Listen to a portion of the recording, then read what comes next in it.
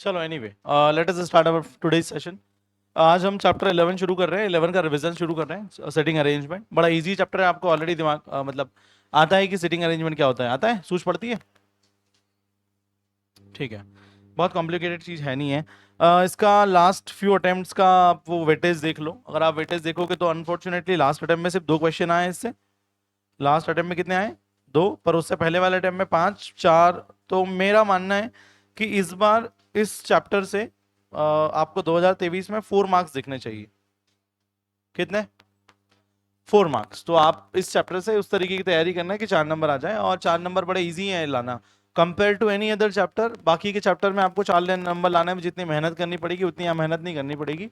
एक ही फंडा है, सिंपल सा फंडा है, मतलब यहाँ कोई फॉर्मूला नहीं है और कोई कॉन्सेप्ट भी नहीं है, सिंपल सा चैप्टर है। ठीक है, चलो इसमें सीधा शुरुआत करते हैं क्वेश्चन से। क्वेश्चन को ध्यान से पढ़ना है, एक एक लाइन पढ़ते जाओ और फिर एक एक लाइन को बनाते जाओ। पूरा क्वेश्चन पढ़ के एक साथ बनाने की कोशिश करोगे तो बहुत चांसेस है कि वो गलत ही होगा। तो एक लाइन पढ़ लो, जितना समझ में आया उतना लिख लो, फिर दूसरी लाइन पढ़ो, फिर जितना समझ में आया उतना लिखो, ऐसे करो। ठीक है, 5 boys A B C D E are sitting in a row, A is to the right of B. A जो है वो बी के कहाँ है भैया? राइट में। A is to the right of B, तो बी के राइट में है ए। ठीक है, and E is to the left of B. E जो है वो बी के कहाँ है? लेफ्ट में है। But to the right of C. E is to the left of B but to the right of C, तो सी यहाँ होगा। A is to the left of D, A जो है वो डी के लेफ्ट में है। ठीक है साहब, खत्म हो गया, यही आएगा CEBAD। अब वो पूछ क्या रहा है? Who is second from the left? Left से सेकंड कौन है? E for elephant. पढ़ो इसको एक बार, खुद से करो। जब तक एक क्वेश्चन खुद से नहीं करोगे ना, कॉन्फिडेंस नहीं बनेगा। ये क्वेश्चन लाइनें पढ़ते जाओ और खुद से करो, एक एक लाइन पढ़ो और करते जाओ। सारी क्वेश्चन की लाइन एक बार में पढ़ ली, 100% कंफ्यूजन आएगा, क्योंकि कभी कभी क्वेश्चन की 2 लाइनें आपस में एक दूसरे को कॉन्ट्राडिक्ट करेगी। इसलिए एक लाइन पढ़ लिया, उसका डायग्राम वो लिख लिया, फिर दूसरी लाइन पढ़ी, ऐसे करो।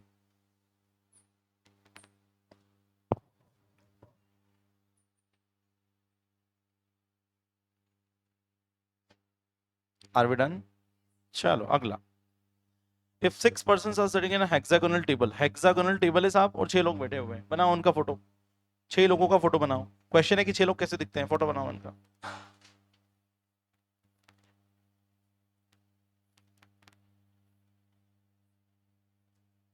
अरे ये क्या बना रहा हूं मैं? ठीक है यार, चलेगा।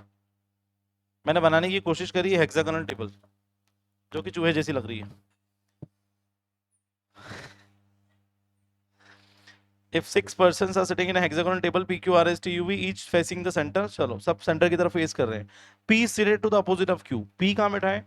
Opposite of Q। एक काम करूँ क्या, मुझे काम नहीं पता कि P कहाँ बैठा है, तो मैं काम करता हूँ P यहाँ बैठा हूँ, बैठा देता हूँ। और इसके अपोजिट में कौन बैठा है? Q। P is seated opposite to Q, बैठा दिया। ठीक है, who is between R and S? P is seated between, नहीं, P is seated opposite to Q which is between R and S। तो कौन है between R and S? Q। समझ रहे हो? लाइन को ध्यान से पढ़ो। P is seated between opposite to Q, who is between R and S। तो कौन है R और S के बीच में? Q। पढ़ा इतना, एक लाइन पढ़ के इतना समझ में आया? Q is between R and S, करो इसको R and S के बीच में। अब एक बच्चे ने मेरे से पूछ लिया कि सर यहाँ भी तो S लिख सकते हैं, यहाँ भी तो R लिख सकते हैं। लिख सकते हैं, अगर ये नहीं जमा अपन ने जो अभी लिखा है आर से, अगर ये गलत हुआ, आगे किसी लाइन ने इसको कॉन्ट्राडिक्ट करा, तो मैं चेंज कर दूंगा। ठीक है, चलो। P is between T and U, P किसके बीच में है? T and U। ठीक है साहब, तो P is between T and U, T is to the left of S। एक लाइन और पढ़ ली मैंने, इधर देखो। P is between T and U and T is to the left of S, तो ये S है, S के लेफ्ट में कौन आएगा? T। और P किसके बीच में? T और U के बीच में, तो U कहाँ आएगा? अभी भी मैं श्योर नहीं हूं कि जो मैंने बनाया वो सही है, आगे लाइन पढ़ता हूं क्वेश्चन में। Which of them is facing R, मतलब मैंने जो बनाया उसको कोई कॉन्ट्राडिक्ट करने वाली लाइन है ही नहीं। ऐसी कोई लाइन इसने नहीं दी कि जो मेरी लाइनों को कॉन्ट्राडिक्ट करे। ठीक है, अगर मैंने आर एस को जगह एस आर किया होता, आर एस की जगह एस आर किया होता, तो हो सकता है कि मुझे वो लेफ्ट में टी लेने में थोड़ा सा दिक्कत आती। आया समझ में? और ये नहीं भी आती तो फिर आंसर सेम आता। चलो अब क्या पूछ रहा है? Which of them is facing R, R को कौन फेस कर रहा है? तो आर की तरफ मुंह किसका है? टी का, क्योंकि हेक्सागोनल टेबल है। कैसी टेबल है? हेक्सागोनल। ये दोनों एक दूसरे को फेस कर रहे हैं, तो which of them is facing R? T. कहाँ है टी? हाँ, कर लोगे क्या ऐसे क्वेश्चन? पक्का? आगे बढ़ूं? ये करके बताओ, ये करके बताओ, बड़ा इजी है।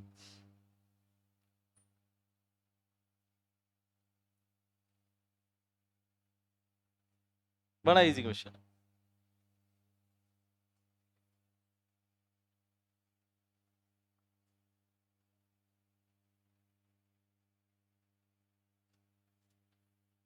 ये कैलकुलेटर से क्या करोगे बेटा?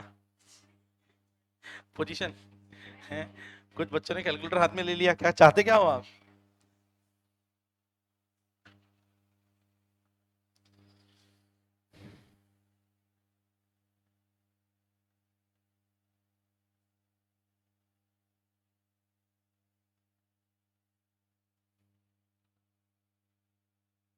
अच्छा, एक बच्चे ने मेरे से एक डाउट पूछा, शायद आपके मन में से किसी के मन में नहीं आया, पर एक बच्चे ने मेरे से पहले जब मैंने ये क्वेश्चन कराए थे, एक डाउट पूछा कि सर इस क्वेश्चन में पूछा हुआ है कि which of them is facing R. क्या बोला? Which of them is facing R. R यहां बैठा है, तो कुछ बच्चों को मन में डाउट आएगा कि सर आर तो एस को फेस कर रहा है, तो आंसर कौन होना चाहिए? देखो, ये आर बैठा, ये एस बैठा, मेरे सामने ही बैठा ना आर, मैं आर हूं, सामने एस बैठा है, तो कुछ बच्चों के मन में डाउट आएगा कि सर आर तो एस को फेस कर रहा है ना, क्यों नहीं आएगा? पहली बार सही बोला कि इसमें लिखा हुआ है क्वेश्चन में कि दे आर फेसिंग सेंटर। किधर फेस कर रहे हैं? सेंटर कहां है? बीच में। तो उनका फेस, आर का फेस एस की तरफ नहीं होगा, ध्यान से देखो, सेंटर किधर है? बीच में। तो उनका फेस सेंटर की तरफ है, इस वजह से आर का फेस किसकी तरफ होगा? अगर ये लाइन नहीं होती, कौन सी लाइन, कि they are facing the centre, तो फिर आंसर क्या होता? एस आंसर होता। पढ़ी सूझ मैंने क्या बोला? Since they are facing the centre, अगर वो सेंटर की तरफ फेस करके बैठे हैं, तो ऑब्वियस सी बात है कि अपोजिट में कौन आएगा? टी। हाँ, चलो आगे बढ़े। कहां भटक रहे थे बेटा? चलो बढ़िया। In a line P sitting 13 from the left, तो मैं एक लाइन बना देता हूं। पी कहां बैठा है? लेफ्ट से 13, ये लेफ्ट है, ये राइट है, और पी सिटिंग 13 पोजीशन में, तो मैं यहां बना देता हूं पी, और ये कौन सी पोजीशन में साहब? 13। Q is sitting 24 from the right, Q जो है वो राइट से 24th पोजीशन पे। समझ में आया? राइट से, ठीक है साहब, तो राइट से 24th पोजीशन पे कौन है? क्यू है। कोई डाउट यहां तक? ठीक है।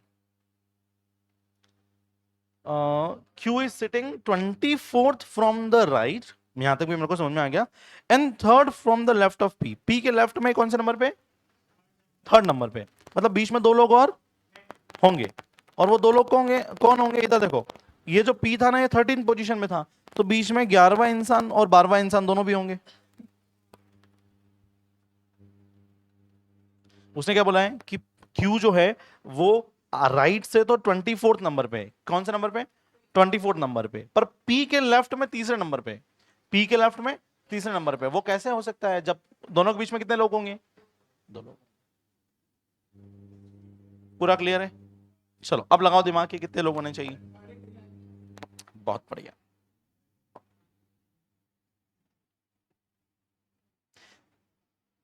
इधर से होंगे 9, इधर से होंगे 24। चलो अब इधर देखो, ये क्यू जो है वो 24th पोजीशन पे किस साइड से? राइट से। और इधर से ये क्यू कौन सी पोजीशन पे है? नहीं नहीं, क्यू, पी तो छोड़ दो, कि 9, 9 कि 10, नो लोग कितने हैं, मतलब क्यू की पोजीशन छोड़ दो, क्यू के बाद लेफ्ट में लोग कितने हैं? 9 लोग हैं, और 9 और ये कितना है? क्यू कौन सा है?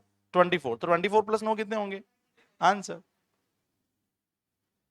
नहीं समझ आया? फिर समझाता हूं, इधर देखो बेटा, अपन ऐसा समझ लो कि ये P है और ये Q है, Q राइट से 24th नंबर पे है ना?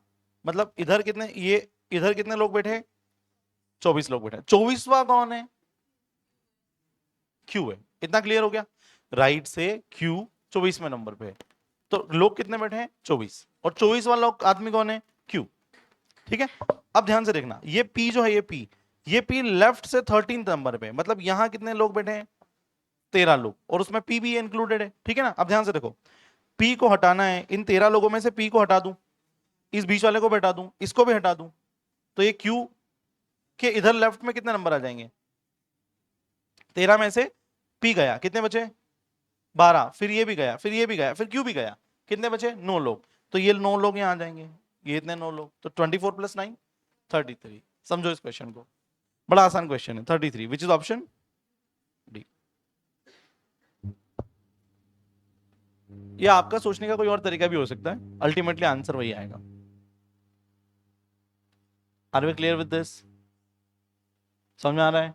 एलआर के क्वेश्चन है, इसके 4 नंबर नहीं आए तो किसी के 4 नंबर नहीं आएंगे, इसलिए एलआर में तो अपने को बिल्कुल भी वो ढील रखना ही नहीं है, हर क्वेश्चन आना चाहिए। अगला ये करो, बहुत लंबी कहानी है।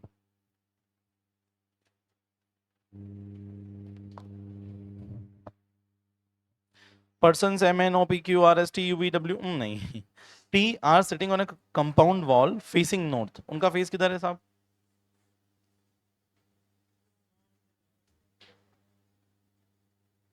उधर की तरफ फेस कर, नॉर्थ की तरफ। ठीक है,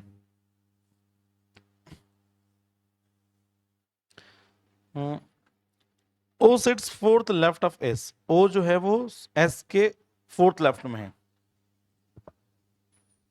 तो ये S है, S के फोर्थ लेफ्ट में कौन है? O। तो पहला नहीं पता, दूसरा नहीं पता, तीसरा नहीं पता कौन है, पर फोर्थ लेफ्ट कौन है? O। इतना समझ में आया? क्या बोला उसने? O sits fourth left of S, S के लेफ्ट में फोर्थ प्लेस पे O है, बीच में 3 कौन है? मुझे नहीं पता, मैंने क्रॉस क्रॉस क्रॉस लगा दिया। P sits second to the right of S, P sits second to the right of S, S के राइट में सेकंड नंबर पे कौन है? P। तो S के राइट में पहला कौन है? मुझे नहीं पता, पर सेकंड कौन है? P। यहां तक समझ में आया? ठीक है। Only 2 people sit between P and M. Only 2 people sit between P and M. मतलब अब ध्यान से सुनो सुनो, अगर P और M के बीच में कितने लोग बैठ रहे हैं? 2 लोग। तो या तो यहां अगर वो 2 लोग बैठ रहे होते तो ये बहुत लंबा हो जाएगा। इतने लेटर भी है आपके पास? इतने लेटर भी नहीं है, मतलब ऑब्वियस सी बात है कि P और M के बीच में 2 लोग बैठ रहे हैं, तो M कहां आएगा? यहां आएगा। अब देखो, मैंने जैसे यहां M लिखा ना, तो P और M के बीच में अपने आप 2 लोग हो गए, S और एक ब्लैंक स्पेस। यहां तक समझ में आया क्या? ठीक है, अगला कहां था मैं? Only 2 people sit between P and M. N and R are immediate neighbors. ओ हो, N और R immediate neighbors है। 2 लोग हैं N और R, वो immediate neighbors है। 2 लोगों की जगह कहां खाली है? O और M के बीच में। तो मैं NR को यहां बिठा रहा हूं, कभी गलत होगा तो हटा दूंगा, मेरा क्या, पैसे तो लग नहीं रहे। अभी के लिए मैं NR को यहां बिठा रहा हूं, कभी लगा आगे की गलत है तो मैं हटा दूंगा, है ना? चलो NR भी बिठा दिए मैंने। और बताओ, अब एक बच्चे ने पूछा RN क्यों नहीं बिठाया? देखते हैं, RN भी सही होगा तो RN कर देंगे, मुझे क्या पता। चलो, N इज नो, और अगली लाइन पढ़ी नहीं मैंने, पढ़ो पढ़ो पढ़ो, इधर देखो। N is not an immediate neighbour of M.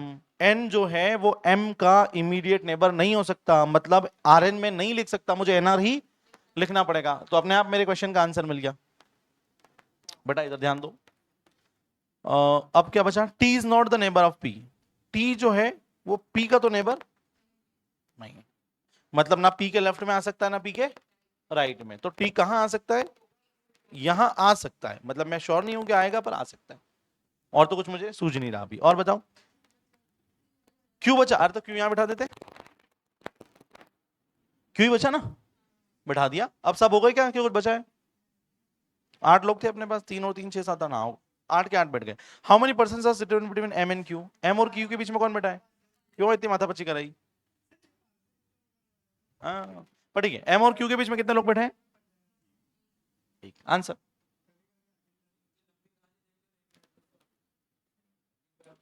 पर वो ऐसा जरूरी नहीं है बेटा, अपने को पूरा ये पूरा जमाना आना चाहिए। क्यों? क्योंकि एग्जाम में पता नहीं कि वो अपने को क्या पूछेगा। वो ये नहीं पूछेगा M और Q के बीच में कितने लोग हैं, हो सकता है वो पूछ ले कि T और S के बीच में कितने लोग हैं, या Q के लेफ्ट में तीसरे नंबर पे कौन है, ऐसा कुछ भी पूछ लेगा वो। उसके पास 1000 तरीके हो सकते हैं पूछने के, आपको तो ये बनाना आना चाहिए। वो कुछ भी पूछ लेगा कि भैया ये बताओ कि आर के राइट में तीसरे नंबर पे कौन है, कुछ भी पूछ लेगा। आया समझ में? एलआर में इनफाइनाइट टाइप्स के क्वेश्चन बन सकते हैं। आगे बढ़ू, अगला ये वाला करूं, 4 लेडीज वाला, A B C D E F G sitting in a circle. सब कराया बेटे मैंने तो आपको, मैंने तो आपको सभी कराया है। अब आपने कितना किया है उस पर डिपेंड करता है। क्यों नीलाक्षी, आपने कितनी पढ़ाई करी है तो उस पर डिपेंड करता है, मैंने तो सब कराया।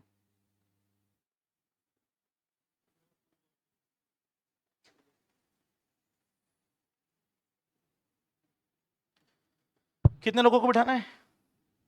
8 लोगों को, इसलिए ऐसा डायग्राम बनाया है।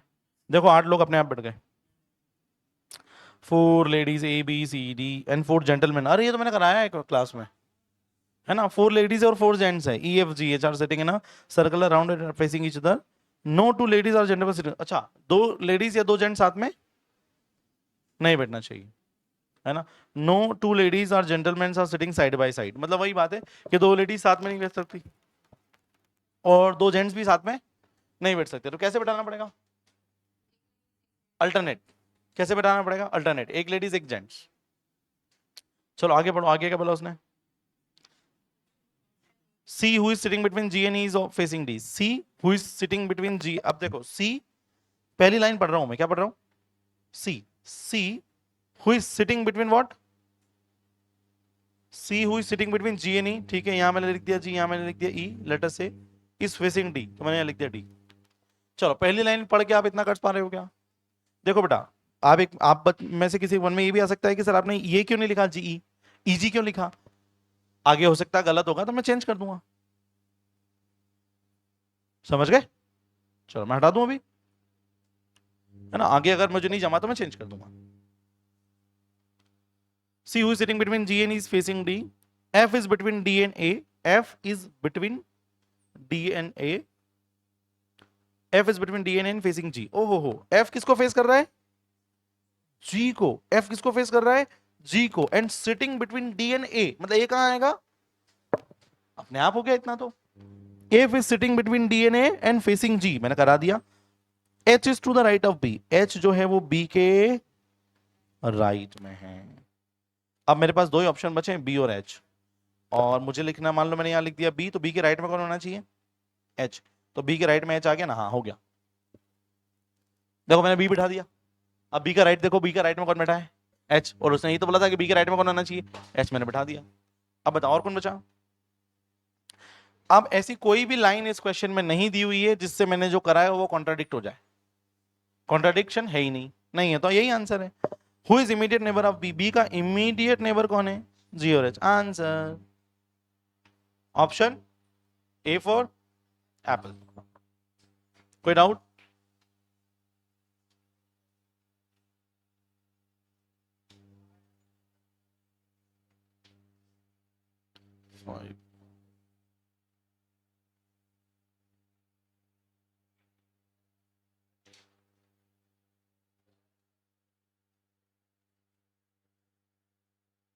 चलो आगे बढ़े,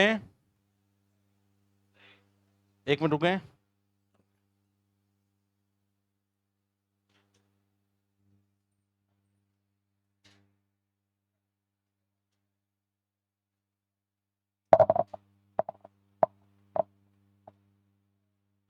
चलो अगला,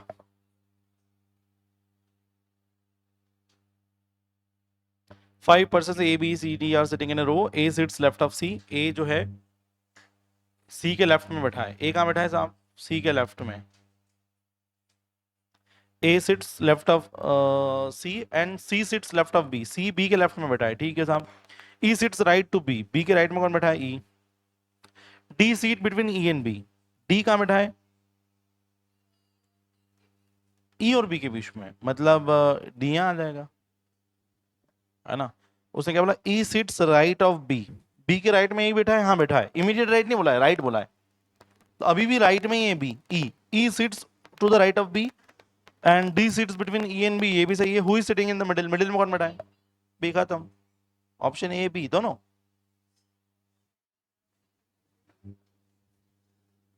ऑप्शन ए और बी, ये कैसे हो सकता है यार? समझ में आया क्या? हाँ, क्या बी? कौन सा ऑप्शन बी? उसने पूछा क्या बेटा, who is sitting in the middle, बीच में कौन बैठा है? 5 लोग है तो बीच में कौन बैठा है? बी। बी के लेफ्ट में भी 2 लोग है, बी के राइट में भी 2 लोग है, टोटल हो गए 4। चलो आगे बढ़े, बढ़ते चलें। चलो बेटा ये क्वेश्चन करो, मुझे 2 मिनट का कुछ एक कॉल अटेंड करनी है, ये क्वेश्चन करो, मैं आ रहा हूँ।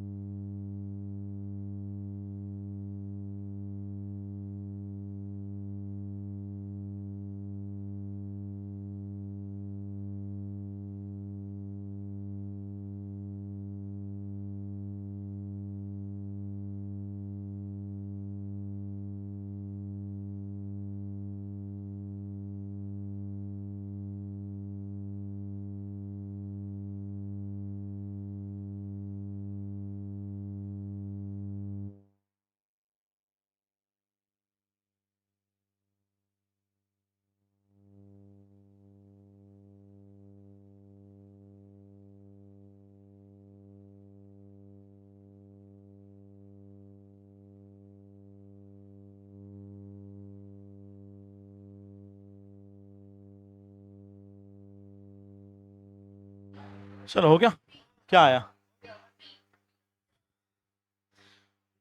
ठीक है, समझ गया। चलो बहुत बढ़िया। 6 फ्रेंड्स, अरे हेक्सागोनल वाला तो अभी करा था ना अपन ने, अभी करा था हेक्सागोनल वाला। ज्यादा तो नहीं था, थोड़ा ही चेंज था, चूहा बन गया है तो। बचपन में ऐसे ही चूहे बनाते थे। 6 friends PQRST UV are sitting around the hexagonal table, each at one corner and facing the center. ठीक है, बहुत बढ़िया। Of the hexagonal, P is second to the left of U. P is second to the left of U. ठीक है। Q is neighbor of R and S and T is second to the left of S. Which one is sitting opposite to S? अच्छा question है। चलो तो शुरुआत कहाँ से करें, किसी को भी कहीं भी बिठा दे। ठीक है, P is second to the left of U, तो मैंने बिठा दिया P। अब ये second to the left of U है, U के लेफ्ट में ये सेकंड है, तो मैंने U को यहां बिठा दिया, तो U के लेफ्ट में फर्स्ट कौन है मुझे नहीं पता, सेकंड P हो गया। अब क्या बचा, Q is neighbour of R and S। Q किसका नेबर है, R और S का है। X कहां से ले आया हूं, ये मैं घर से लेके आया, ये X थोड़ी है, अरे मैं हर बार करता हूं ये तो क्रॉस है। चलो कहां थे अपन,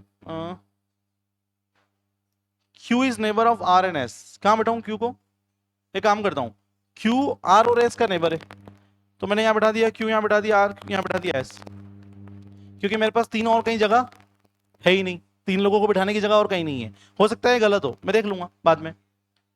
T is to the second of T is to the second to the left of S। S के लेफ्ट में कौन है, T सेकंड नंबर पे है, तो ये यहीं आएगा T।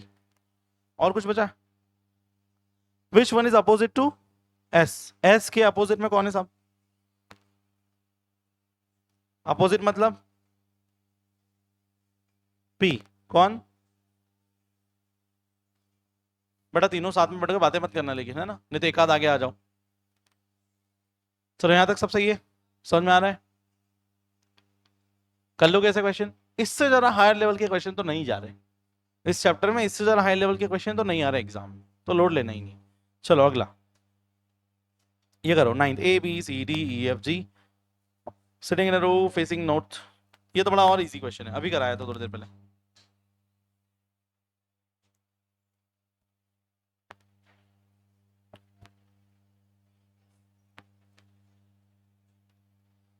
जितना समझ में आया उतना लिखते। F is to the immediate right of E। F जो है वो E के इमीडिएट राइट में है, E के लेफ्ट में नहीं है, राइट में। F is to the immediate right of E, ठीक है। E is to the fourth to the right of G।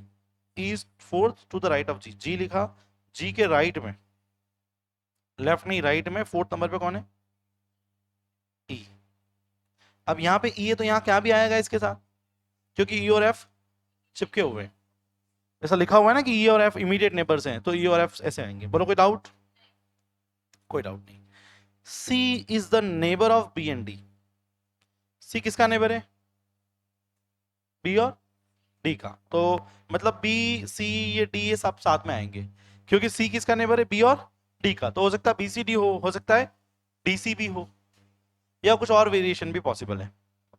Person who is third to the left of D is at the one. तो काम करते ना यार, तीन जगह कहीं खाली है क्या मेरे पास, तीन जगह मेरे पास खाली है क्या, हाँ, तो मैं काम करता हूँ ना, यहाँ तीन जगह पे BCD बिठा दूं क्या, बिठा दूं, ठीक है। कितने लोग हैं मेरे पास, तीन तीन छह और एक सात, सात ही लोग हैं ना। तो वैसे भी मैं BCD को कहीं और बिठाता तो ये लाइन सात से ज्यादा लंबी हो जाती।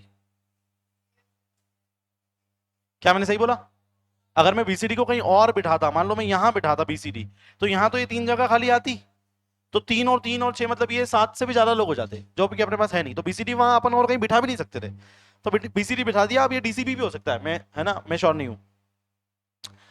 Person who is third to the left of D, person who is third to the left of D at one of ends, okay हो गया काम, ये BCD ही होगा,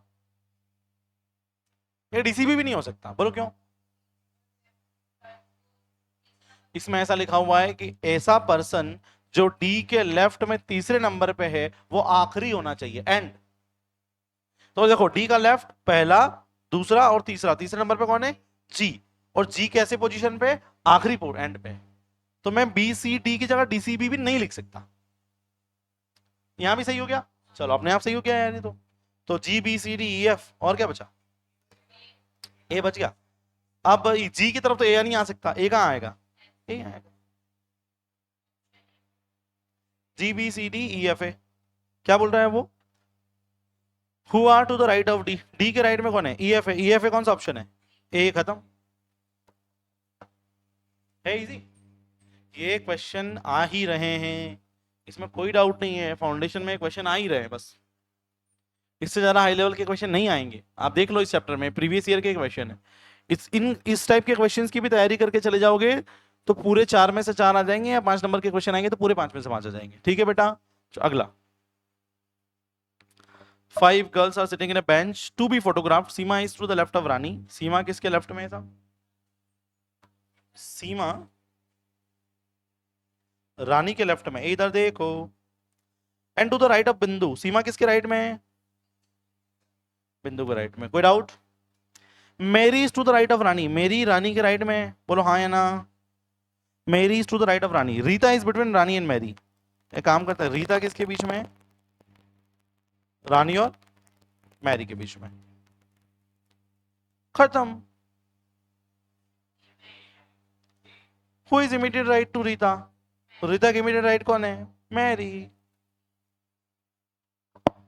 है इजी क्वेश्चन, बहुत इजी है, खत्म। हो सकता है किया होगा बेटा, मतलब। तो वैसे देखो मेरी बात सुनो, कोई ये आईसीआई के जो फाइनल पेपर के क्वेश्चन मैं करा रहा हूँ, ये कहीं पेपर कोई बाहर से थोड़ी आता है, मॉड्यूल से ही आता है। मोस्टली क्वेश्चन मॉड्यूल के ही आते हैं, एडिशनल के हो गए, एक्सरसाइज के हो गए। क्वेश्चन में डेटा चेंज कर देंगे, थोड़े बहुत वर्ड इधर उधर कर देंगे। अब आप में इसमें पूछा कि who is sitting immediate right to the Rita, हो सकता है इसमें ऐसा पूछ ले who is sitting between Rani and Bindu, कुछ भी पूछ सकते हैं। 50 क्वेश्चन बन सकते हैं इस क्वेश्चन से, है ना? चलो अगला है? हो सकता है, कर सकते हैं, कोई बुराई थोड़ी उसमें।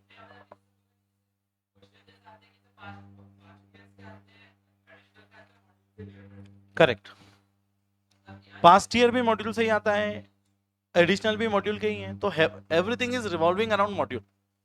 मॉड्यूल के अलावा आपने को कुछ बहुत बाहर से कुछ पढ़ना नहीं। और this time, at this point of time scanner ज्यादा इंपॉर्टेंट है। At this point of time exam का टाइम है ना, तो अभी सबसे ध्यान हटा के स्कैनर पे ध्यान लगाओ, स्कैनर ज्यादा इंपॉर्टेंट है। चलो मैं कहा था 5 friends of A, B, C, D, E sitting on a bench. A is sitting next to B. A is sitting next to B. अब A is sitting next to B लिख दिया। A is sitting next to B. C is sitting next to D. C is sitting next to D, ठीक है। D is not sitting with E. D is not sitting with E, तो E यहाँ आ सकता है। E is at the left end of the bench, मतलब ये नहीं हो सकता, ECD नहीं हो सकता, ECD नहीं हो सकता, ये होना चाहिए DCE। हो सकता है क्या? नहीं, फिर से करना पड़ेगा। A is sitting next to B. A जो है B के नेक्स्ट में बैठा है, ठीक है। C is sitting next to D, है ना? C is sitting next to D, तो ये CD हो सकता है, बिल्कुल हो सकता है, या DC हो सकता है, हो सकता है। D is not sitting with E. D जो है वो E के साथ नहीं बैठेगा, तो D और E साथ में नहीं आ सकते। E is at the left end of the bench. Left and पे E है साहब, समझ गया? E जो है वो लेफ्ट एंड पे है, ठीक है। एक पोजीशन फिक्स हो गई E अभी तक। C is on the second position from the right. कौन? C. C राइट से सेकंड पोजीशन पे, मतलब ये क्या होना चाहिए? CD. C राइट से सेकंड पोजीशन पे है, तो क्या होना चाहिए? कोई डाउट है क्या? मुझे सिर्फ अभी तक दो ही चीजें समझ में आई, क्या? कि लेफ्ट हैंड पे कौन आएगा ई और राइट हैंड पे कौन आएगा सी डी। डीसी आ सकता है क्या? नहीं, क्योंकि C is on the second position from the right, right से सेकंड पोजीशन पे सी। ये लाइन पढ़ो, A is on the right hand side of B, A is on the right hand side of B, A जो है वो B के right hand side पे है, तो मैंने बी ही लिखा, सही लिखा मैंने, है ना? ठीक है, अब A is on the right hand side of, A and C are sitting together, A and C are, ओ हो मजा आ गया। क्या लिखा है? A and C are sitting together, मतलब ये बी ए सी हो गया, ठीक है, बी ए सी डी हो गया। आप क्या बचा? बचा क्या? यही थे, बढ़ गए, सब सबके सब बढ़ गए, बस थोड़ी जगह कम कर देता हूँ। E B A C D, ये आंसर है। अब इसमें क्या पूछ रहा है वो, what is the position of B, B की पोजीशन क्या है? लेफ्ट से second, second from the option. कोई डाउट? पढ़ी सूझ, इजी है, कर लोगे? चलो अगला करूं, अगला।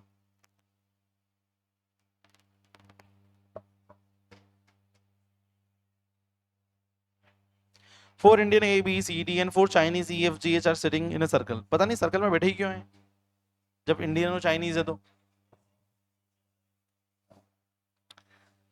हाँ, अरे क्या है, इनकी क्या कॉन्फ्रेंस चलेगी, समझ में तो आएगा नहीं, वो कुछ और ही बोलेंगे, भगवान ही जाने क्या बोलते हो। चाइनीज मेरे को सबसे ज्यादा डिफिकल्ट लैंग्वेज लगती है, सुनने में भी और बोलने में भी। बोलना तो दूर, सुनने में भी पेन है, वो ऐसी लैंग्वेज है। मैंड्रीन, हाँ। इसको आती है, नीलाक्षी को चाइनीज आती है? अच्छा, वो चाइनीज खाना आता होगा बेटा, पर चाइनीज नहीं आता होगा। Chinese food.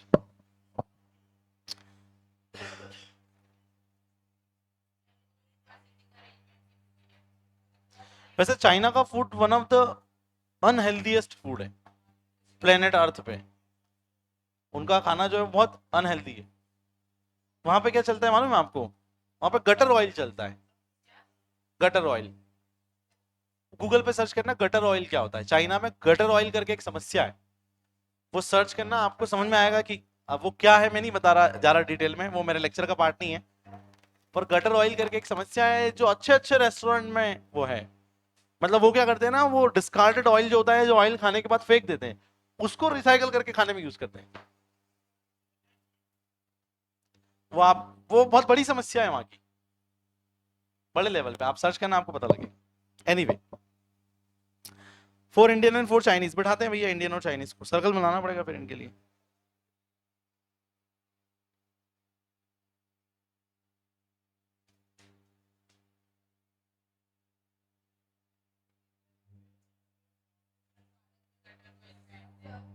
हाँ जी बेटा, बहन तो वहां पे भी है।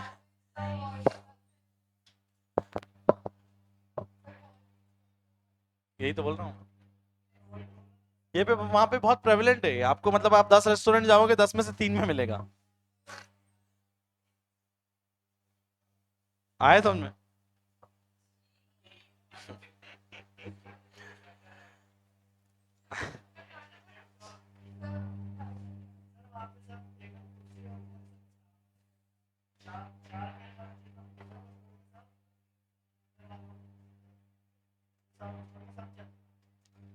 हाँ, ये बात भी सही है। फो- चलो अपन उसमें नहीं जा रहे यार बेटा, अब इधर आ जाओ वापस। नहीं यार, अब नहीं जाना। In a circle around table facing the no two Indians or Chinese. No two Indians or Chinese are sitting side by side. ये गलत है यार। C who is sitting between G and E is facing D. C who is sitting between C who is sitting between G and E is facing D. हाँ वही है, तो इसलिए तो मैंने वहां करा। C who is sitting between G and E is facing D. F is between D and A. F जो है वो D और A के बीच में, ठीक है। इस लाइन को मैं अभी छोड़ देता हूँ। F is between D and A. N facing G. अच्छा, F is facing G. F is facing G. अब तो नहीं छोड़ूंगा इसको मैं। F is facing D and between G and F is between D and A, मतलब A यहीं आएगा, खत्म।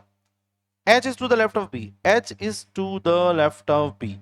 मुझे H बनाना है और उसके लेफ्ट में B बनाना है। तो अगर मैं यहाँ पे H बनाता हूँ तो इसके लेफ्ट में नहीं, H is to the left of B बनाना है, बी के लेफ्ट में एच बनाना है, तो ये बी है, बी के लेफ्ट में एच बनाऊंगा तो बी एच कहां आएगा, H is to the left of B, B के लेफ्ट में कौन है, एच, तो ये एच यहीं आएगा। सही है, सही सही। Who is sitting left of A, E, खत्म। ए के लेफ्ट में कौन बैठा है, ई फॉर एलिफेंट, आंसर। बोलो कोई डाउट, छोटा मोटा बोलो, रुक जाओ।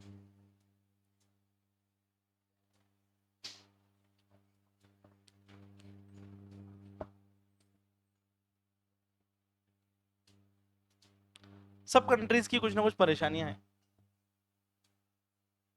पर चाइना की तो बहुत है।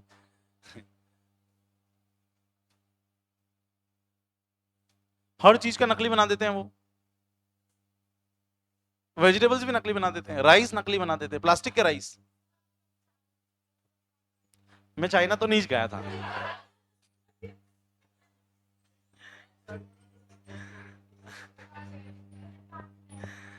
मैं बताऊंगा अभी क्लास के बाद।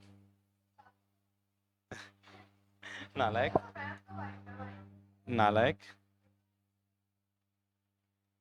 चलो ये वाला करो पहले, चलो जल्दी करते हैं, बस 2 क्वेश्चन और करते हैं बस।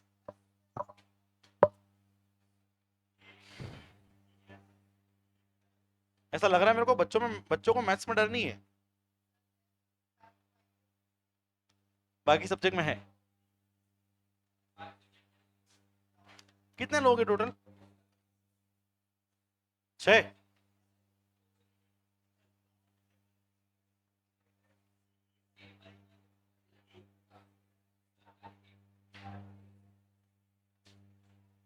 ठीक है, थोड़ा गंदा बन गया पर कोई बात नहीं। ए सीटेड, हाँ क्या चले, A seated between D and F, A D और एफ के बीच में बैठा है। C seated opposite to D, C किसके अपोजिट है, डी के अपोजिट है। E is round adjusted to D, what is that, E is round adjusted to D, ठीक है, हुई सब। तो E किसके पास बैठा देंगे अपन, D के, तो बचा कौन, बचा कौन, B, तो हुई sitting opposite to B, A, खत्म।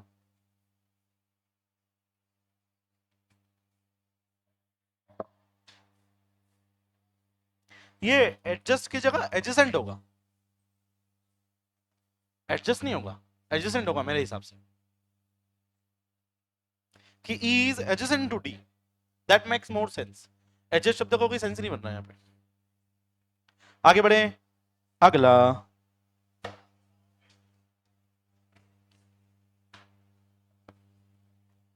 ये डायरेक्शन की बात हो गई क्या, east west north south, A B C D are playing cards, N B are partners, A N B are partners।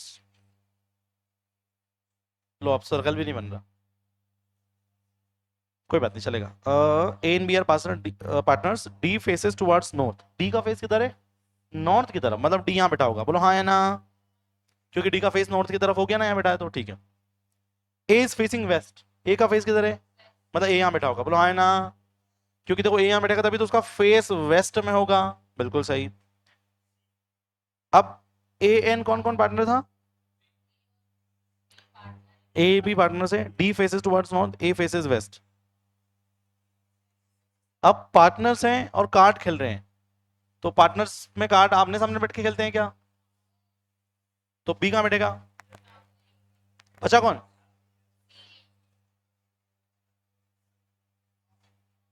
Option, south कौन फेस कर रहा है, सी,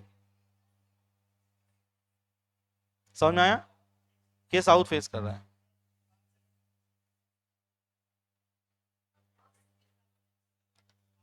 अगर आप घर से एग्जाम के पहले वाले दिन अच्छी नींद लेके गए, बढ़िया दिमाग क्लियर है, तो ये 5 सेकंड में बन जाएगा। नींद लेके गए हैं तो दिमाग में दुनिया भर के ख्याल आएंगे, क्या ख्याल आएंगे, कि पार्टनर है, साथ में भी तो बैठ सकते हैं,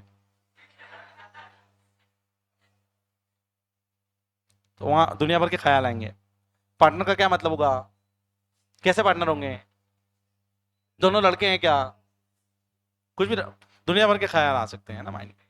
इसलिए दिमाग क्लियर रखना। नहीं आएंगे बेटा, दिमाग नहीं चलेगा ना, दिमाग क्लोक्ड होगा, अगर रात में सो के नहीं गए टाइम से तो दुनिया भर की चीजें आएगी। मतलब ना, आप लिखते जाओगे पर दिमाग में गाना चल रहा होगा, कोई सा दिमाग में कोई सा सॉन्ग चल रहा होगा आपके। आया समझ? अब वो मैं एक्यूरेटली वर्ड्स से रिप्रेजेंट नहीं कर सकता, कभी कोई पिक्चर या मीम दिखाऊंगा तो ज्यादा अच्छे समझ में आएगा आपको। समझ में आ रहा है ना? क्या? चलो ये हो गया, अभी कर देते हैं। फिर एक बार आप समझो इसको, आ जाएगा बेटा, फिर मैं समझा दूंगा। समझो इसको लाइन बाय लाइन,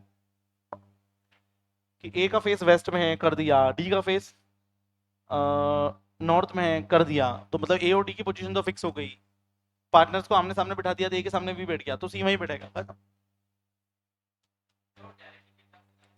हाँ नहीं, डायरेक्शन बेटा वो इसलिए मैंने वो बना दिया था, क्वेश्चन पढ़ते से मैंने वो ईस्ट वेस्ट नॉर्थ साउथ बना दिया था, क्योंकि उसके बिना दिक्कत आती। आगे बढ़ू, अगला। इसमें एरर्स हैं कुछ केसेस में, क्वेश्चन में प्रिंटिंग मिस्टेक हो सकती है, इसलिए ये नहीं करना है। आगे बढ़े। एरर इसलिए है कि इसमें मल्टीपल केसेस बन रहे हैं, मतलब एक से ज्यादा सही आंसर्स हैं। अगला करो, ये वाला करो, ये भी मैं क्लास में करा चुका हूं।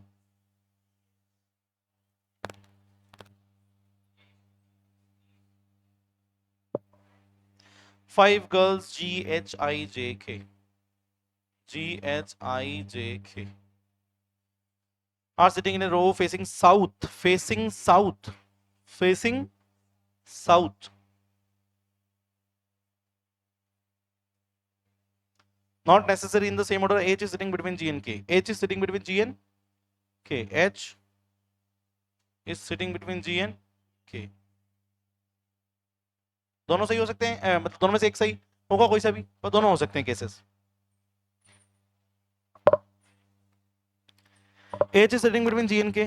I is immediate right to K. I is immediate right to K. अब I जो है वो K के इमीडिएट राइट में। बोलो मैंने सही लिखा क्या? अरे पढ़ो तो सही, मैंने जो पूछा वो तो जवाब दो। I is to the immediate right of K, तो मैंने ये सही लिखा क्या I के?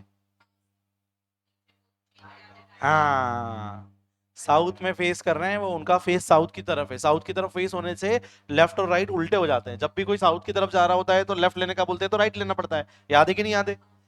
मैंने कराया है, इसलिए ऐसा हुआ है। अब ये ना के लेफ्ट में मैंने आई को बिठाया, जबकि बिठाना किधर था? राइट में।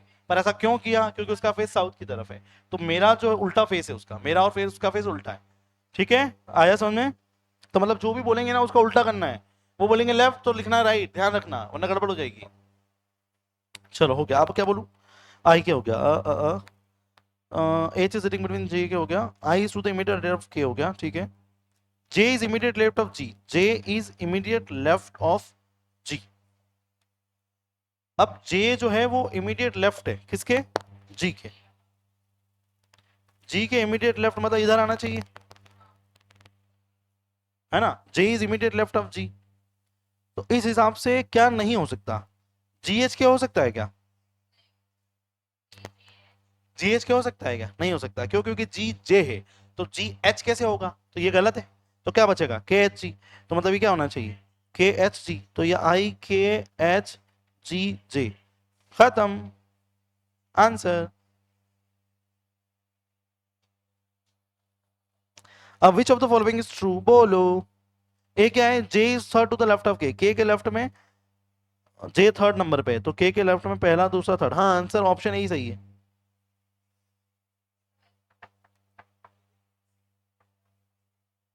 लेफ्ट राइट उल्टे हो जाएंगे ना? हाँ हो सकता है। हाँ क्योंकि सारी चीजें चेंज हो जाएगी, बात सही है, पर गलती नहीं करना आपने को। तो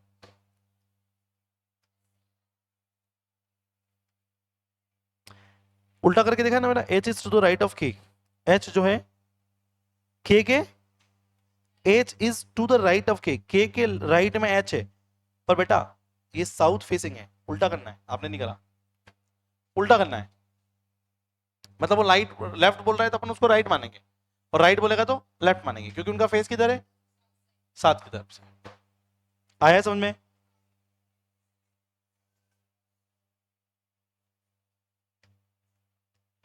और कोई डाउट? आगे बढ़े? नहीं, हो गया, बस इतना ही काफी है, इतना काफी है। कर लोगे क्वेश्चन? अब इसके स्कैनर के क्वेश्चन करके ले आओगे? 50 क्वेश्चन करके ले आओगे सारे बच्चे? 50 क्वेश्चन, ठीक है, कल देखता हूं मैं आप 50 क्वेश्चन करके लेके